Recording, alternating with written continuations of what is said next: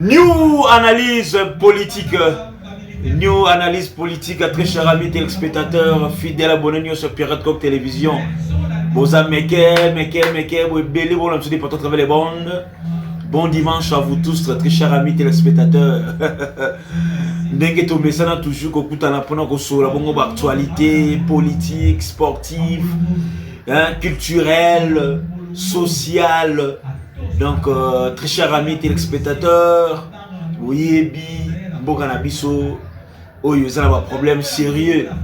Oyebi toko le kala ba période moko très dangereuse pour la sécurité et l'intégrité territoriale. Donc je vous dis, il y a des révélations ces derniers temps. Ekobima mokolo na mokolo, ekobima tango iso, ekobima chaque jour par rapport à la sûreté de l'État. Plusieurs généraux qui wakanga bango oyo baza bongo na kati ya prison ya ndolo par rapport à la sûreté de l'État, la trahison, la sécurité nationale. Alors on nous signale que dans les parcelles environnantes, dans des parcelles voisines, il y a prison, il y a ndolo, il y a une parcelle oyo wapi babaneko tonga tinel, bako tonga mama na tinel. Oyo tinel wana baniko tonga ngo po ekota tina aéroport et tina, excusez-moi, tina prison ya ndolo pour que ekimisa bongo ba officier supérieur ban son oyo baza bongo na kati ya prison wana ya ndolo.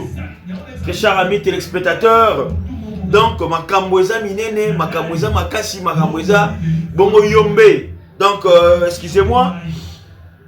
Voilà. Donc si biso que tinel moko boye wana babana kotonga ngo déjà. Alors grâce il y a éveil patriotique, il y a ba congomani, il y a ba voisins voisines quand ndenge zalaka ba komona suspect ba sili bongo ko dévoiler secret wana to mission wana. Donc le but ya tinel wana c'était quoi? Bazo tonga tinel wana ekokutana na mire ya prison ya ndolo ka ndenge zalaka batoboli pour que ba faciliter fuite ya ba haut officier bokotuna nga et vous savez ndenge nini. Mais vous savez pourquoi? Parce que là-bas il y a des gens qui gèrent la prison qui sont déjà corrompus financièrement. Moi ba bima boye ezate. Moi ba bima la porte dans la portail ya prison ezate. Vous comprenez pourquoi bato na bino abimi ndenge nini akimi ndenge nini. Alors fallait bien qu'on trouve un mécanisme. Auto yebi ke bato belé wana ba travailler na Kabila, baza toujours fidèle à Kabila, ba préparer ba kuna bango banda kala tant que Tshisekedi azora pouvoir. Et projet wana etilate et continuera à tilelo. Chance na vigilance ya ba agent pe ba personnel sécurité moko na biso ba sila bongo ko tia maboko na ba officier na banso to na ba civil oyo ba ko collaborer na système pour la robeta coup d'état. Et idée siko ele ki bango ben ndenge ni to kimisa ba officier oyo nyonso pour que basa la libre après avoir ko arrêter bango ko détecter bango par rapport à une mission spécifique batina ba Kabila ya ko isa régime oyebi kuneza na ba tuwewe azana kati ba yave filemo ba na kati oyo toti oyo ka kena tuko kufa so to lokuta ba jajija ba na kati ba tuwewe ou na tangi déjà donc ba Frank Tumba ba munda ba na kati ba na misuso yo ba général Daywen ba na kati. Donc baza ebele baza na kati wana na ba oyo bakangaki kuna na partie est oyo balingaki oyo bakoyesaki Goma ebele pe bongo bazongisaki pe sima Bukavu oyo bazongisaki pe sima Uvira. Donc bango tout wana ba na kati wana yaki ya complot. Donc l'ennemi menace bango baza ko céder entre temps pour l'état ça vous a préparé pour que ba renverser régime. Mais vigilance toujours ba sili bon ko détecter tinel wana ozaki bongo en construction na ba parcelle voisine ya prison ya ndolo. Donc très chers amis téléspectateurs, bon déjà côté là prison ya ndolo place ezaleli hein, sur le plan et environnement, prison prison moko très stratégique et qu'on gagne à la place où on a été. Parce que place où on a comme l'aura déjà cité. Donc, tongi parcelle. Bon, je peux même dire que non. La parcelle est belle, ils ont parcelle moko, il y a bateau Kabila. Bateau va travailler dans le régime passé. Donc, ce n'est que normal que non. Zinga ndolo wana. Alors, vu que tu dis que prison wana bakanga mingi bateau yo. Bazalaka na ba dossier moko militaire sensible, ba sécurité. Il fallait balongo la prison wana bandolo wana longa wana na commune ba Rumbu, je crois bien. Fait pas changer en place. Et comme attend la commune à terre télé, maluku musika bien sécurisé na nenga yebi sécurité ben. Tala mingi to komeli place ango. Alors chance na bandeko na biso oyo ba monaki ba dossier wana ba sili bongo ko interpeller ba ko dénoncer système de jeu wana oyo balinga ba sala pour que ba kimisa ba au gradé ya armée congolaise pe ba officier ou bazana ba civil bazana ou baza bongo cité na momentali coup d'état na momentali sécurité de l'état na momentali état de sécurité nationale, très cher ami téléspectateurs. Donc voilà en bref notre premier sujet. Deuxième sujet, très cher ami, justement pour vous informer, c'est encore l'actualité qui domine ces derniers temps, la sortie médiatique du docteur David, les fameux docteurs médecins, tolanda biso na bino procès na ye, bakondana qui est na 2 mois de prison, toyebi dossier à femme moi qui est pour la maternité la bango. Na kinkole au fallait batonga après accouchement, botaki na déchirir, mais la femme refusait, tout le monde commence que le docteur frappait sérieusement la femme. Oyo et le maki bango na procès. Alors après procès, on a docteur Oyo toyebi docteur David, on a soutien quand même il y a ba imboka ebele. Asili ko révéler le roman boyo esali ba kongomani pasi.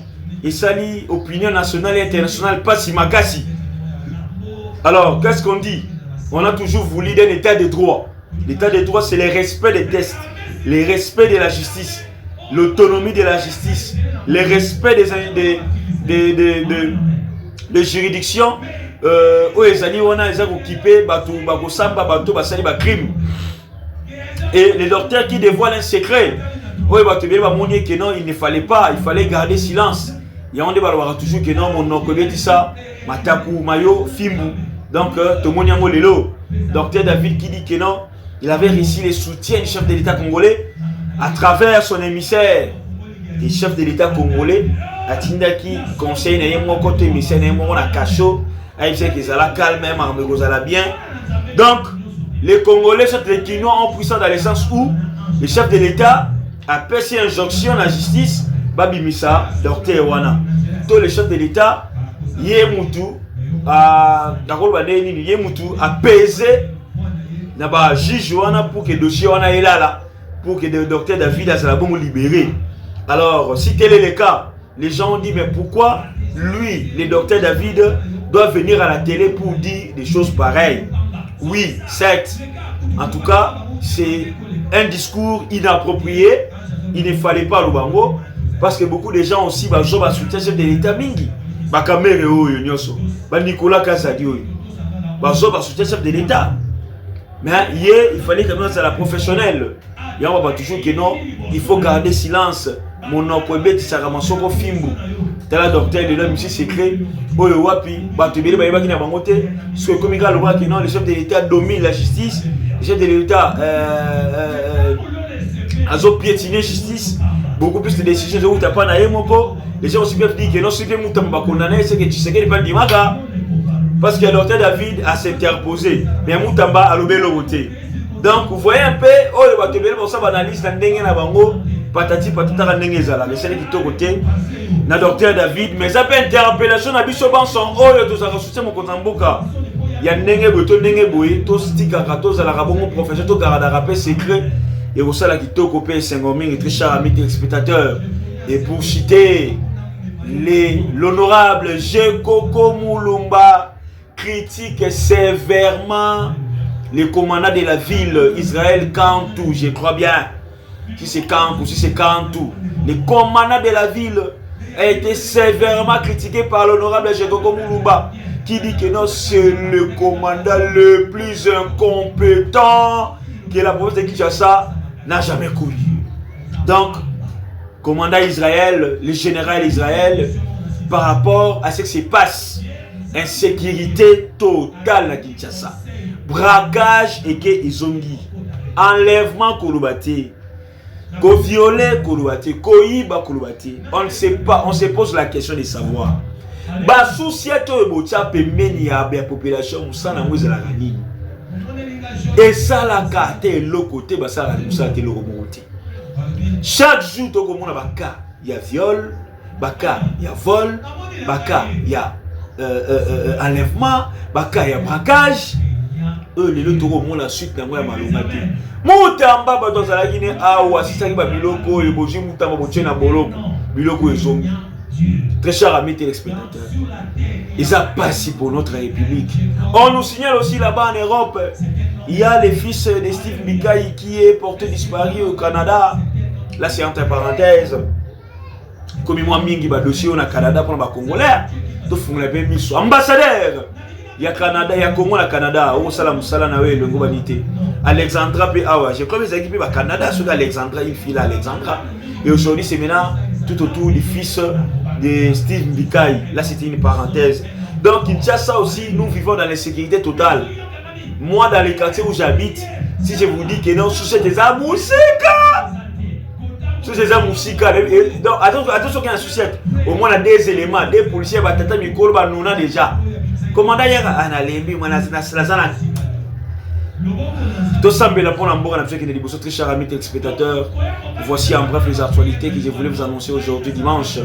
Bon dimanche à vous tous, restez branchés, abonnez-vous, moi c'est votre chaîne d'actualité politique, Période Télévision. Bye, à la prochaine.